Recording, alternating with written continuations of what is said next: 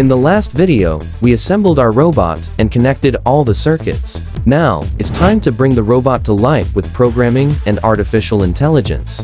Start by connecting your microcontroller board to your computer. Open your programming software, for example, Arduino IDE or Python if you're using a Raspberry Pi. First, write code to control motor movement.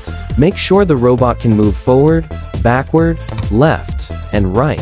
Then, program the ultrasonic sensor to detect objects. If an object is detected within a certain distance, the robot should stop or change direction. Next, integrate a simple AI feature. For example, use Python libraries like speech recognition or PyTTSX3 to add basic voice commands and responses. You can make the robot respond to simple words like hello or move. Once the program is uploaded, test the robot. In the next video, we'll finalize the design, test performance, and explore improvements. So this was the third part of our AI robot series. Watch the fourth video to see how to test and upgrade your robot.